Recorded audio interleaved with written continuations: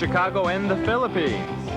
A comprehensive review of the week's special community events, featuring many exciting personalities, handled by the most professional Chicago Philippine Reports TV staff. Good afternoon and welcome to the Chicago Philippine Reports TV, still the #1 Filipino show in the Midwest. I'm Brigitte Pascual. Welcome to our show. Today we have all the top stories from the Philippines. We also have what's happening in our own Filipino American community of Chicago. We have interesting interviews led by our very own executive producer, Miss Veronica Leighton. We have Brigitte, Cueter, Carino. All these are coming up and more. Afterward from our sponsors, please stay with us. Hi, I'm Maria Pappas, Cook County Treasurer. Taxes are due March 1st of this year. You can go to cookcountytreasurer.com, put in your address, don't put in north, south, east, or west, just put in your address, and you will be able to find out whether or not you are eligible for $150 million in refunds, including homeowners, senior, and senior freeze exemptions, and refunds going back 20 years. Go to cookcountytreasurer.com, put in your address, and have a great day.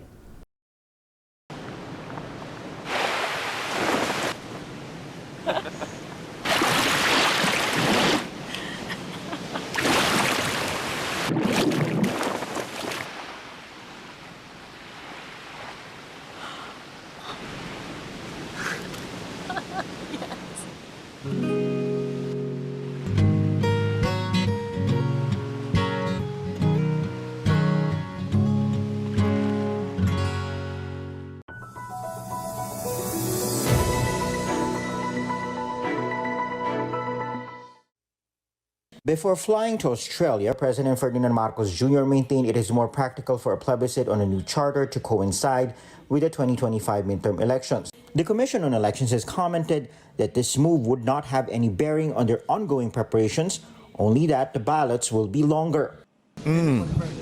Pinag-aaralan talaga namin yun dahil kung paghihiwalay natin yung eleksyon at saka yung plebiscite, parang dalawang eleksyon yun eh. Napakamahal.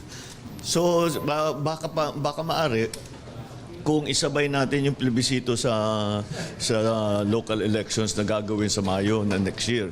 The president said he will talk to Speaker Martin Romualdez about this. Some congressmen had been vocal that the plebiscite be held before the polls to insulate it from politics. It's very hard also to have a plebiscite before the election kasi mabubulilyaso yung preparation para sa halalan. A House leader sees a path for the president to get his wish and still comply with the constitutional requirement for a new draft to be subjected to a plebiscite no earlier than 60 days but no later than 90 days after a new draft is ready. Assuming, for the sake of argument, that we are able, wishful thinking lang to, that we are able to approve this before the Lenten season. The matter of both of houses of Congress I'm referring to, the matter of submission for plebiscite to the COMELEC, i-adjust na lang to be within that period. Senator Sonny Angara believes the proposal is doable. Palagi ko may oras. Tingin ko. Kasama na yung, kasi it's only March. Maraming buwan bago mag-October. So, maraming oportunidad para planchahin yung mga detalye. Senate President Juan Miguel Zubiri echoes the Commission on Elections pronouncement that it may save 13 billion pesos if the plebiscite and the elections are held simultaneously. But at least one lawmaker expresses concern with this timeline. Danao del Sur Representative Zia Alonto Adyong fears such a move could politicize the issue, with candidates possibly using charter change as part of their platforms. Still, he says the House is sticking to its March deadline of finalizing proposed amendments to the economic provisions of the charter. My personal take on this is that once we subject that to the referendum in 2025, probably it may create more problems and more delays, because once we resume session in July, the president will be delivering his SONA. Congress, both houses, the Senate and the House of Representatives, will be busy tackling the National Expenditure Program, the budget for 2025. and there wouldn't be simply enough time for us to sit down and discuss the merits of this proposal. I'm looking at probably have this done in within the year, maybe last quarter of this year. Why not? If we can do it within the year, why wait until 2025? On Tuesday night, Deputy Majority Leader Neptali Gonzales II maintained that the House will not submit a draft of the COMELEC without the Senate's nod. Gonzales also disputed criticisms that Congress will have too much power and be exposed to lobby money if it gets the power to regulate foreign investments. Unless otherwise provided by law, is, Mr. Speaker, it centralizes a lot of power unto Congress, Mr. Chair, to amend the Constitution. Congress will be buffeted by intense lobbying and lobby money from transnational corporations and many interests, Mr. Speaker, Mr. Chair, to have their beneficial provision in the Constitution. Pananakot lang yan eh. Pananakot that we will be exposed to, if you give the power to, legislative power to the Congress to change the proportion of ownership as provided for by the masasubject daw kami sa mga mga maglalabi. Sa akin pananakot lang yan eh. Former Supreme Court Senior Associate Justice Antonio Carpio for his part wants to introduce conditions to prevent possible abuse or influence from lobbying. Then I propose that the amendment should read as follows, and I quote, "Unless otherwise provided by law, subject to reciprocity and 2/3 vote of all the members of the Senate and of the House of Representatives." During the House's Chacha hearing Wednesday, Colmenares warned that giving foreign investors more access to public utilities may not be good for public service and national security. Carpio, meantime, believes it's more appropriate to just allow foreign investors to invest in colleges and graduate schools. Asian stocks saw muted trade again on Wednesday as traders paired expectations for Federal Reserve rate cuts. Here at home, the PSE index made some modest gains, up by 1/4% at 68.76. From what we see in the charts, I think we can do better than 7,000. But again, at least from what we see in the chart and from our application of our method, I think there should be another leg down, another retracement before we can maybe to solidify that thrust up. In corporate stories, SM Investments reports full-year 2023 earnings grew 25% to 77 billion pesos, citing as a key success driver the healthy spending patterns of Filipino consumers in both essential and discretionary purchases, particularly in fashion, dining, and entertainment. Banking provided the largest share of 47% in net income contribution, led by China Bank and BDO, which according to some analysts posted the largest ever profit by a domestic corporation in history. Meanwhile, SM Investments also saw a 6% growth in share of net earnings from portfolio investment companies, which include To Go, Bell Corporation, and Goldilocks. And MegaWorld reports record financial performance for 2023, net income up 29% as consolidated revenues jumped 17%. It cites double-digit growth across all core businesses. Real estate sales, an outperformer, surging 16% to a record-breaking 42.7 billion pesos, while reservation sales exceeded the 130 billion target, settling at 139. While leasing revenues also hit a record, the office segment saw a modest 3% growth as the sector faced headwinds during the period. Andrew Tan's property firm launched 73 billion pesos worth of projects last year.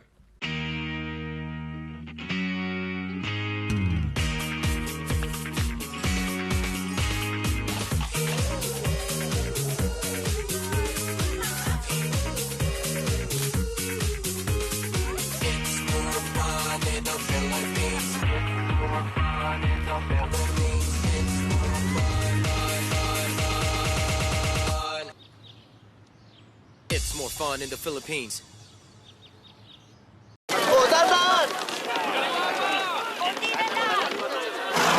Yan! Dito na!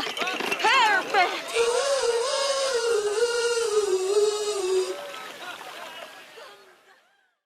ViaTimes, vital news, vibrant views for the Filipino Asian communities in Chicago. ViaTimes for your most interesting and exciting reading and your party coverages. ViaTime has very interesting columnists. You name it, ViaTimes has it. Law, Filipino news, dentistry, immigration, humor, serious opinions, health, beauty, mysticism, Bata Corner, showbiz, and intelligently written editorials. Call ViaTimes at 773-866-0811.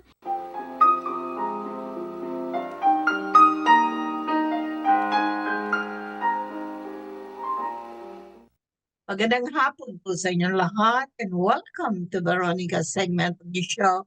Today I have a very interesting, exciting guest and she's from American Red Cross. As you can see the banner behind her. Hi, Connie. Her name is Connie Esparza. And did I pronounce it right, Connie? Yes, you did, Veronica. Pleasure to meet you and see you today. Okay, so welcome to our show. Yeah. Okay, I invited you here today for this exciting interview to talk about the fires that are going on that the Red Cross had to face. Connie is the communications director of the Red Cross Illinois, isn't it? Okay. So Connie, what has been going on in our community about these various fires? Sure, Veronica. I'm glad you asked. Every week we look back to see what our dedicated volunteers where they worked for the past week, and the majority always are home fire responses. And as you mentioned, or as we were talking before we connected here, just this past week, we saw in Chicago and around the surrounding suburbs, 44 home fires, which impacted almost 100 people, 23 of them children. And during the winter months, Veronica, we see that number and possibly even higher numbers as a result of cold and people looking for unconventional sources to heat their home. And so we urge everyone to please, if you're using a space heater, to use them properly, to make sure you have 3 feet around your space heaters, especially if they're near your bed, curtains, near clothing, or if you have them in rooms where there's children and pets, always practice safety and be in the room when the space heater is on. Making sure it's turned off and possibly even disconnected as you leave the room will be the safest thing for you to do. And Veronica, we also see home fires in the winter increase as a result of using the stove to heat the home. Many people, turn on the range and leave the stovetop going. Some other folks, opt to turn on the oven and leave the door open. Those instances are also risk factors in increasing the chances of you having a home fire, in addition to other issues like carbon monoxide poisoning. So if you're going to use the space heaters, like I said, let's make sure we're using them properly. Let's not use the stove as a heating source. Also candles, if we're using candles in the home, if you're not going to be in the room with the candle, make sure it's turned off, because we see instances of home fires as a result of candle use, especially in homes where there's children and they're throwing toys around, or they're throwing around their blanket and they knock over that candle. So, Honey, do you see a big increase in fire incidents during the winter time versus the summertime? Yes, Veronica, like I was saying, the increase is mainly due to the heating sources, and sometimes, folks looking to heat their home in alternate ways, like I said, the stove, or not using that space heater properly. Wow. Goodness. Okay. So one more important factor or issue that we have to face in the Red Cross is the blood donation. Okay. So all right. So you need blood donation all over the country, right? Okay, can you please make your appeal, Connie? Sure. Sure, Veronica, and thank you so much for the opportunity to talk about our national blood shortage. Right now, as a nation, we're facing the lowest number of people that are coming out to give blood in the last 20 years. And when fewer people come to donate, Veronica, that means that the inventory is low and is depleted, and it impacts patients who possibly need that blood for cancer treatments, possibly patients with chronic illnesses like sickle cell disease, or traumatic birth situations for either the mom or the newborn, or just emergencies in general. We see terrible accidents happen daily, and the victims of those accidents needing blood to survive. So we encourage everyone who is 17 years of age or older, who weighs more than 110 pounds and is in good health, to consider being a blood donor and help us offset that shortage. Connie, do you find you're encountering this shortage lately? What could be the cause of a shortage in among donors? There's a variety of different reasons as to what's impacting the shortage, Veronica, and we're still fighting our way out of the changes in donor behavior from the pandemic. Because so many people are now working remotely, whereas before, we were hosting blood drives in places of employment, which made it a lot easier and more convenient for people to stop in and donate blood. Now, because people are working remotely, it's harder to meet people where they live, and give them access to blood donation opportunities. Also, during the winter months, cold weather and seasonal illnesses also impact blood donation appointments. Weather across the country has been very erratic, and therefore, preventing people from being able to get to their appointments. Or, we're dealing with COVID and RSV and the flu and other illnesses, and in those instances, we encourage people to reschedule their appointment.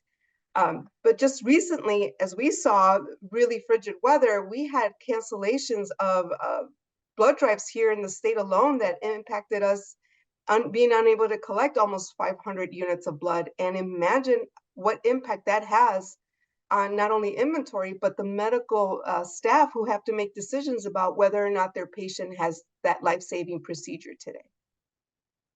So what do you think you must do, or the Red Cross must do, to call attention for the donors to be more active in donating blood? Veronica, it's the easiest thing to do if you're looking for something to something that makes a huge impact. It's the easiest thing. It's you roll up your sleeve, you're in good health, you donate blood, and you possibly are in and out in maybe 45 minutes if you prepared correctly, and you're having a huge impact on the trajectory of somebody's life, and their family too. I've spoken to so many blood donors and recipients who said, if it wasn't for somebody out there who selflessly stood up and said, yeah, I can donate blood today, I wouldn't be here to tell you my story. So this is something very easy and simple that has a huge impact. All right, very good. So let's hope that with this interview, we can call the attention of some donors. And okay, Connie, we're running out of our time, and please, one last word from the American Red Cross. Sure, the last word, if you're looking for information and tips on how to make sure that you have a safe home that will prevent a home fire, if you need free smoke alarms, you can visit redcross.org. If you're looking to donate blood and you want to find a blood donation or a blood drive near you, I encourage everybody to visit redcrossblood.org and enter your zip code, and you'll get a list of all the different blood drives that are happening in and around where you work or live. Thank you so much. Thank you, Connie, for gracing our show today. And well, we hope that you keep us updated for some issues like these blood donations and fire safety. All right. Thank you, Veronica, and I look forward to seeing you again soon. All right. Thank you so much. And Bye. Bye.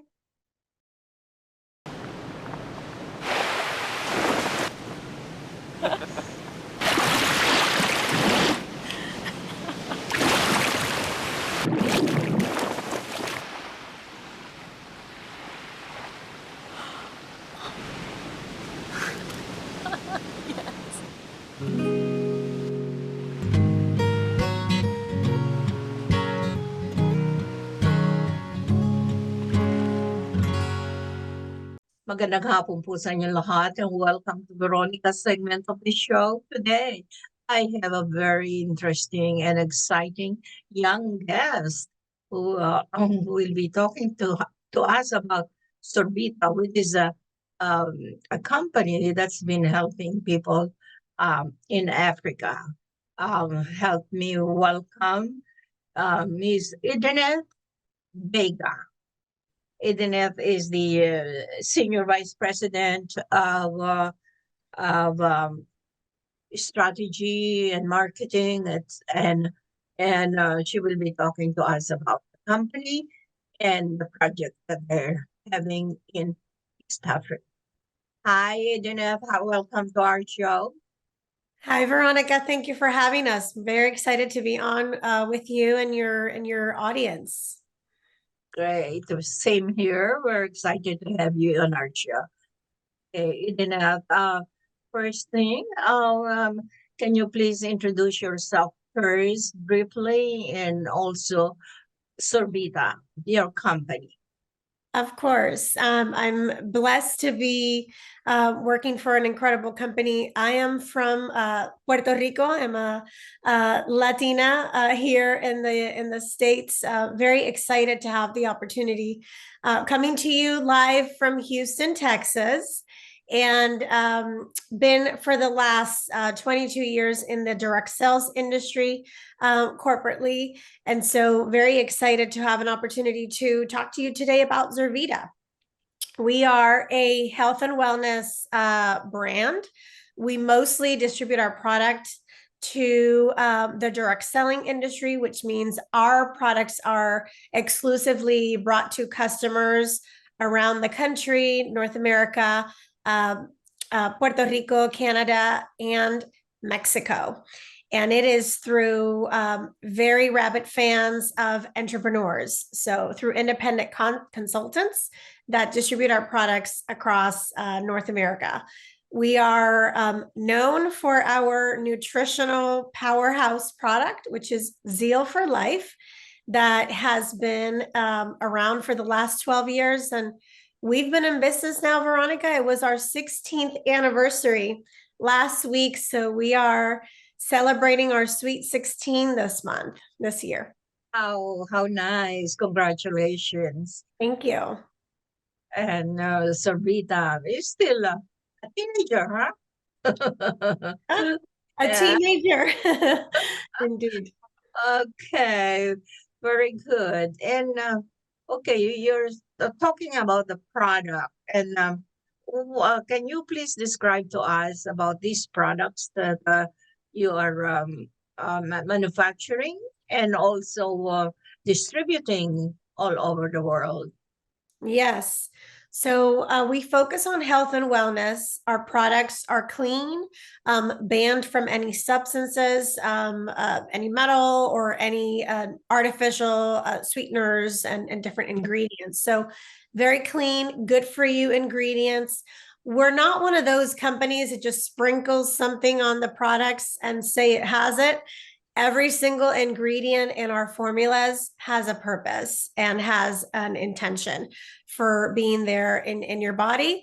Things that you can put in your body and be proud of and be excited about the results, and you can feel the difference on how you feel. So we have some very unique products in the health and wellness space, and pretty excited to see our customers and the testimonies that we get from our customers using the products are incredible. Is there a product really more concerned on health and wellness? Yes, so we have supplements to help you with your digestion gut health, burn calories. Who doesn't need that once in a while?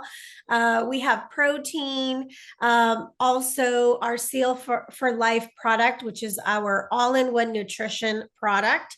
That's a multifaceted product that helps you with your energy, with your focus, has been clinically tested to reduce anxiety, and really be able to help you with your mood control, plus your nutrition, really backed by all of our products have functional food ingredients, Veronica. And so what that means is that these ingredients are derived from foods that are good for you, that are often discarded. Our main ingredient that we put in all our products, basically, is our stabilized rice bran. And the rice bran is a part of the rice that is often discarded, but it is one of the most nutritionally dense ingredients in the world. And so we lead with that. It sets us apart in a very crowded health and wellness space, right? There's lots of products out there for consumers to try, and we stand by our results. So pretty impressive results for our products. It's more you guys use natural ingredients, I suppose. Yes. I see. Okay. So the distribution is internationally right now, right? Correct. Right now, it is in North America, and through our consultants, and then our e-commerce platform as well. And the company has been helping too, poor, the poor people around the world, just like it is saying that it has donated or distributed 1.3 million meals to the hungry in East Africa. Where is that? Yes, we partnered with Serve International, and through their programs, our customers and our consultants, every time we sell one of these 30-day servings of Zeal, we donate 3 meals to the hungry. And we started this program about a year ago, and already have reached 1.3 million meals that has been provided to those in hungry. We have also some local programs that we are partnering with here in the United States. And this year, we're excited to be partnering with some opportunities also in Mexico as well. So it expands globally. Not only have we donated meals, but through the donation of the meals, we've created jobs for a couple hundred widows in East Kenya who make the meals that are provided to these communities. So we're providing jobs, we are providing meals to the hungry. And one of the most, I would say, most special parts of this program is also the opportunity to, we call it to give life or another chance at a better life to others. And every time we hit 200,000 meals, we sponsor another child. So we're very close to sponsoring our 3rd child. We have sponsored 2 children already from the House of Hope, which is an orphanage in Kenya. And what that means is throughout their entire life, Zurvita is providing for whatever they need to support them with their studies and education, meals, home, and all of that. And that is through the generosity of our customers and consultants. Is the company planning to expand to other continents in the world, like Asia? Definitely, in our plan, in our long-term plan is looking at always expanding to other markets. We have a very diverse demographic here in the United States, and so we get asked that question a lot. when can I have this, or is this coming to my home country? And so definitely, while our focus right now is in North America, we are always looking to expand for the future. Terrific. Really. Wow. It sounds like a very good company. And okay, how long have you worked for Servita? I have been with the company, it's going to be 5 years in April. Okay, very good. So, okay, we're one last word before we sign off. What you can, say to our viewing audience about Servita and what you do with the company. Of course. Well, I am responsible. I work very closely and responsible for setting out the strategy for the company's growth and also looking at revenue growth. One of my favorite parts is developing products. So I'm responsible for leading the team that develops the products, for working with our scientific advisory board, which are the experts on finding the right ingredients, bringing solutions on products to the consumers for our consultants. And then lastly, I would say looking at what makes for a relevant solution for our customers out there, so that we are presenting products that are worthy, that are good, give them good results, that are clean and good for them, that you would put in your body and feel proud of that. Also, I'm responsible for the marketing and brand and the look and feel of our Servita brand as well. Oh, great. So far, all the Servita company's products are all very successful in distribution and marketing all over the world, right? And it has been helping a lot of people. Yes, we're pretty excited about that. We recently came out with a brain health coffee product that is amazing, and a really delicious collagen gel that you ingest that helps with your joints, your skin, your hair, your nails, multifaceted products. They don't just do one thing. Good. I think I'm looking for a product like that. Yes, we'll have to definitely send you some Zandora and Zurge. I'm sure you'll enjoy it very much. I'll get in touch with you to get the product. Sounds exciting. Yes, thank you. Good. Thank you for gracing our show today, Edenet.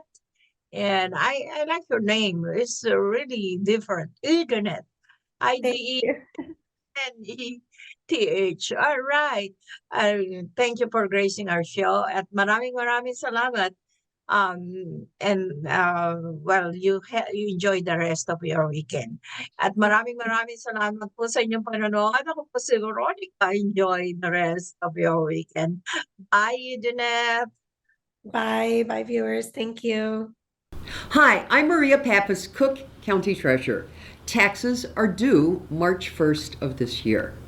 You can go to cookcountytreasurer.com, put in your address, don't put in north, south, east, or west, just put in your address, and you will be able to find out whether or not you are eligible for $150 million in refunds, including homeowners, senior, and senior freeze exemptions, and refunds going back 20 years. Go to cookcountytreasurer.com, put in your address, and have a great day.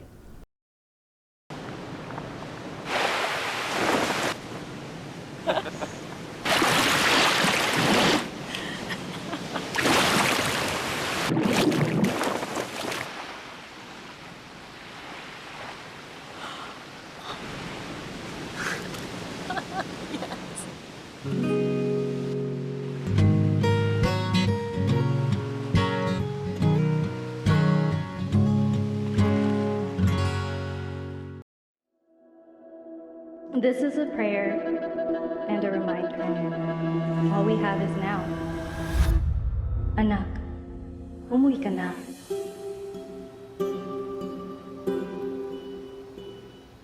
World Worldwide this morning, growing concern over a growing health crisis. The World Health Organization has just declared that this is a pandemic. Hi. I can't hug you. Don't touch me. Over the last several days, we have seen peaceful demonstrations. Protests over police brutality continued here in Austin. Remember when you started going to college? You came home a liberal? Dad, please. That's what we do to you guys in school. All these people that we never met and never will meet because of what had happened to them. It's just too much. The way that our family communicates is not necessarily, it's not great. What advice would you give for those of us that are struggling? Deal with it.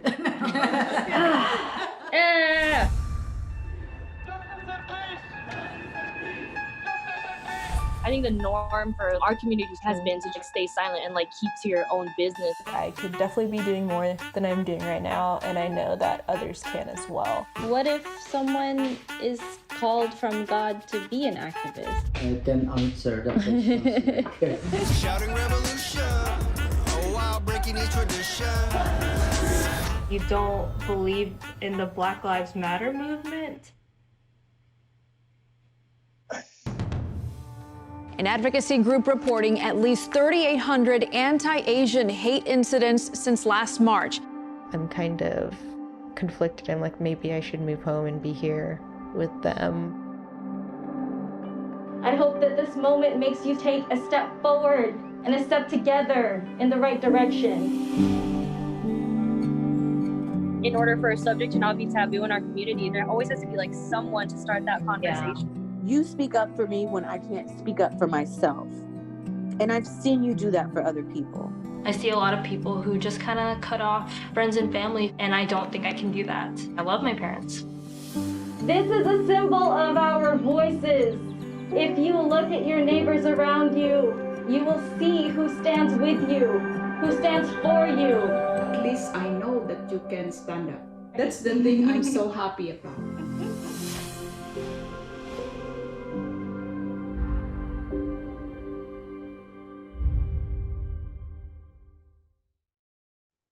Magandang hapon po sa inyo lahat and welcome to Veronica's segment of the show. Today, I have a very interesting guest.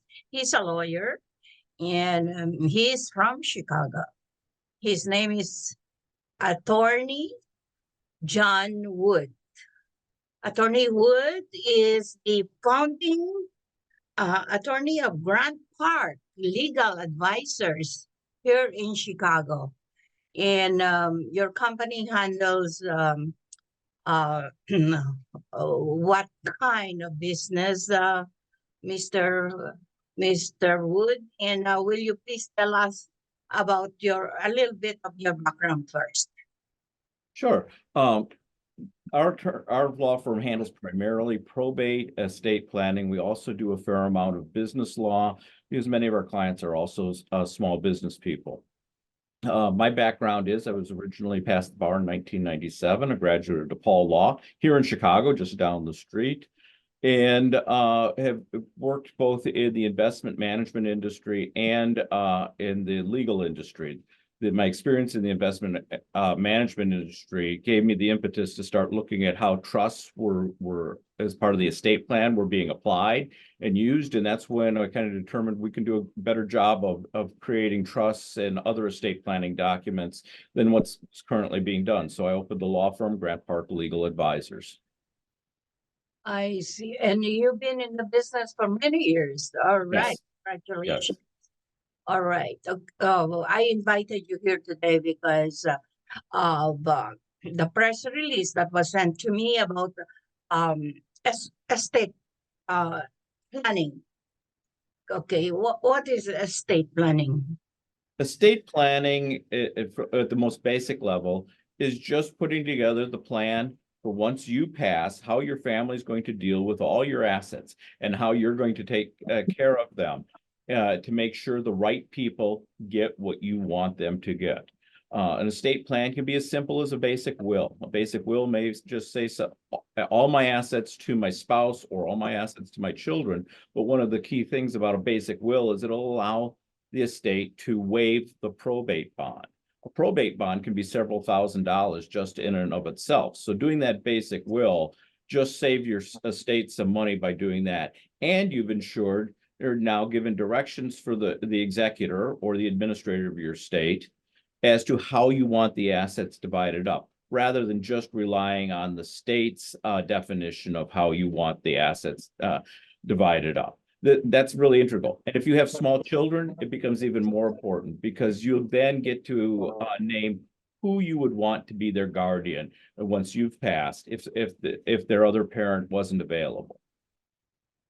Okay, what is the relationship or well, we run across as ordinary citizens, we always run across wills and testaments and power of attorney. Mm-hmm. And what else? So what is it? What is the connection? What is it in there that a regular citizen like me should be aware of or should do? Should we have the last will and testament, and do we have to have always a power of attorney or or estate planning? So as part of your estate planning, you're also preparing for that period of time when you're incapacitated. Most of us will go through at least a brief period of incapacity prior to us passing. So that's where the power of attorneys really become important.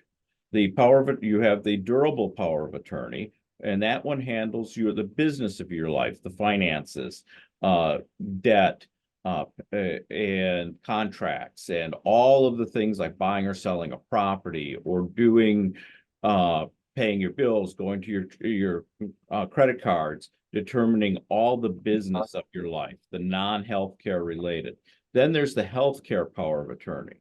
The healthcare power of attorney, and it can be set up in a couple of different ways, but the most common way that I've found is what's called springing. It springs into being when you become incapacitated and can't make healthcare decisions for yourself.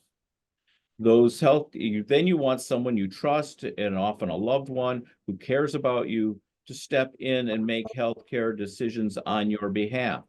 Do you want extraordinary measures to prolong your life, even if you're in pain? Or do you want to have the decision made that if I'm not going to recover and I'm not going to be able to communicate with my friends and family and enjoy life, do I want to just be allowed to pass? Those are the types of things that the healthcare power of attorney will do for you. And it's important because at that last minute, you have a family that's coming together in often very stressful times, trying to make those decisions together. And without direction from you, there can be conflicts. And this is stressful. And it's hard on the family when those conflicts happen. It's better if the person has kind of stated their wishes in advance and nominated someone they want to make those decisions.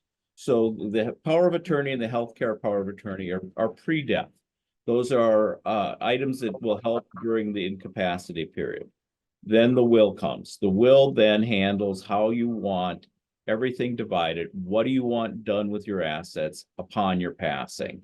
Do I want my brother to get something? Do I want often we see ladies who are married want specifically their wedding ring to go down to their daughter, not to the son, because it's more of an attachment to the daughter than to the son.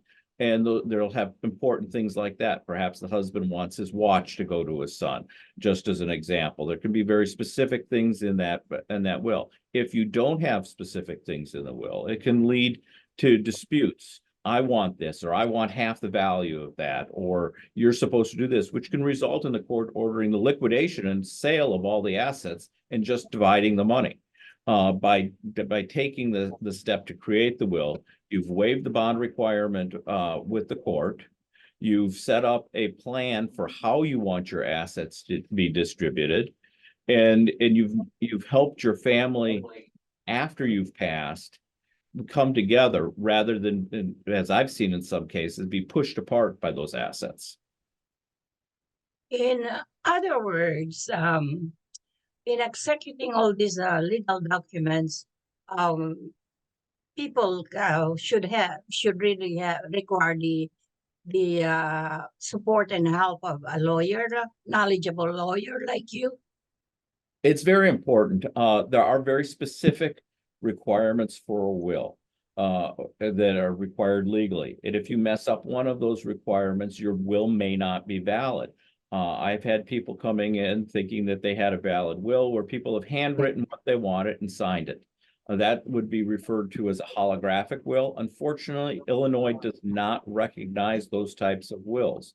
Wills in Illinois have very specific requirements. They have to be witnessed by two witnesses who are not beneficiaries of the will. It's good practice to have all the signatures notarized. That way there can be no dispute as to whether the person actually signed the will. What you're trying to avoid again is a family turmoil by having someone contest the will. And having the will thrown out and it becoming divided by as the state sees fit under the per stirpes laws. So that's why it's good to come to an attorney to do this. It's kind of like I like to tell people when they're talking about it, you could do a will on your own, just like you could build a home on your own.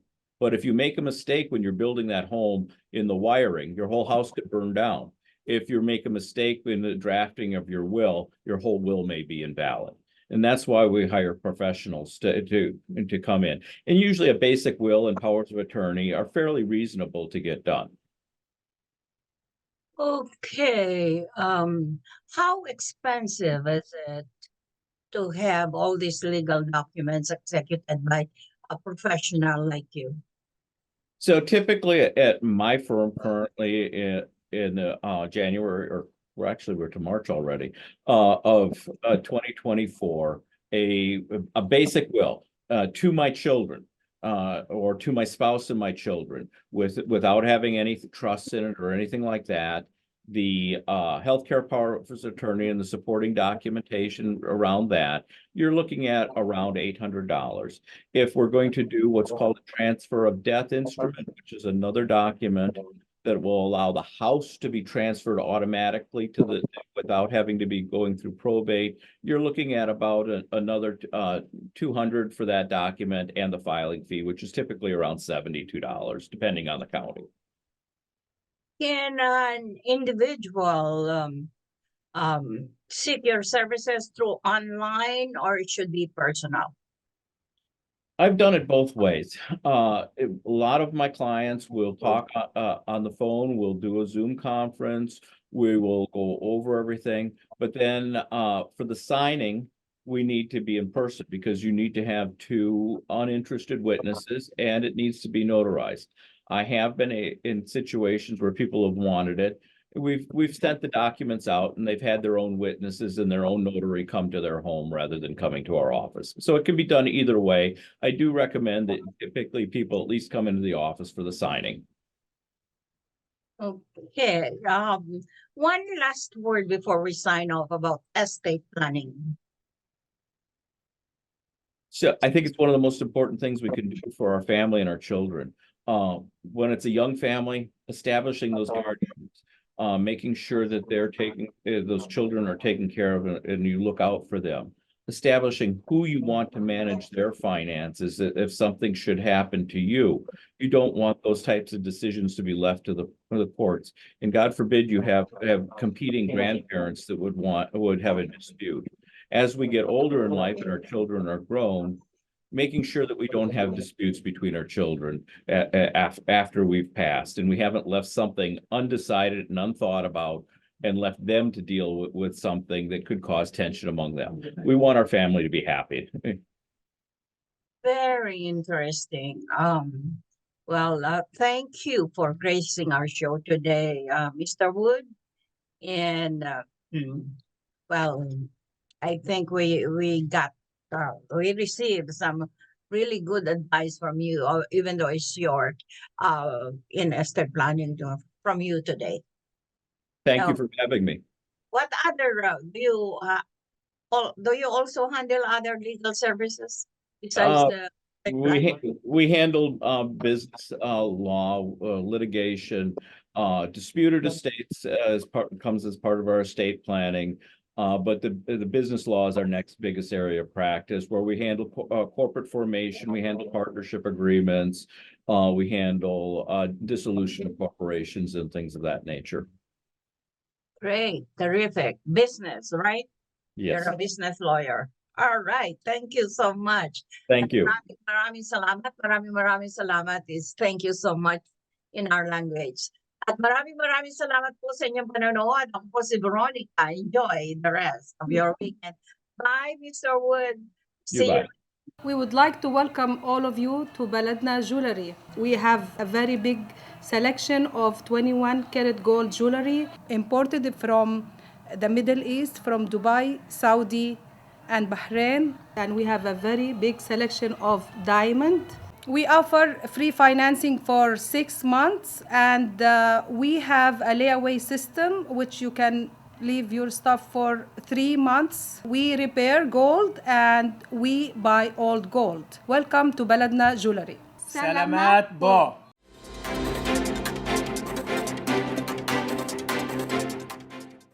Good afternoon, this is Brigitte Carino Cueter bringing you this week's local news from our community.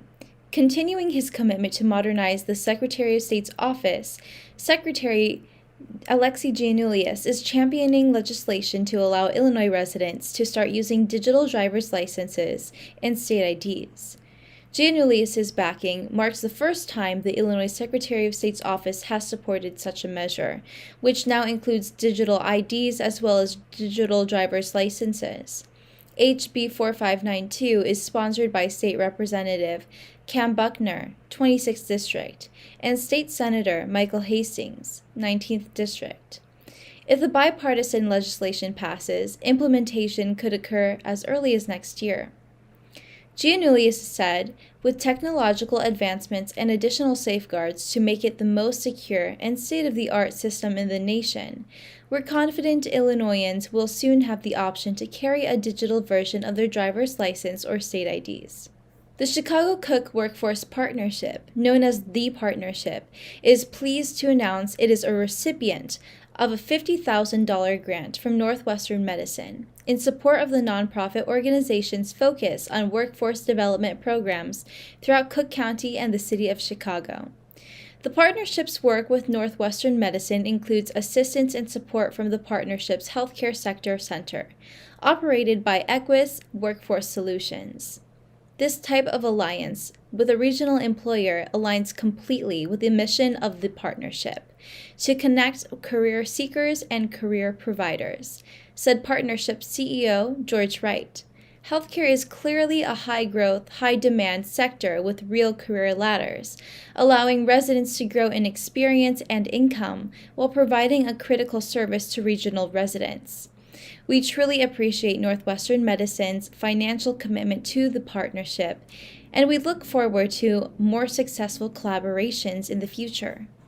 A new study confirms what most Illinoisans already know. The property taxes in the state are among the highest in the nation. The personal finance website WalletHub ranked Illinois 50th for real estate property taxes. Of the 50 states and the District of Columbia, only New Jersey ranked lower. The study shows the average American household spends $2,869 on property taxes for their homes each year, but researcher Cassandra Happ said it is much higher in Illinois.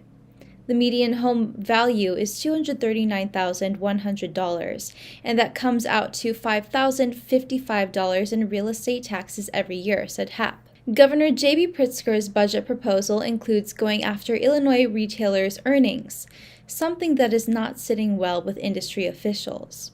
Retailers receive a discount of 1.75% of the sales tax they collect from sales as reimbursement for collecting taxes for the state. Pritzker wants to cap the claim at $1,000 a month. His administration said the move would raise about $101 million for the state and $85 million for local governments.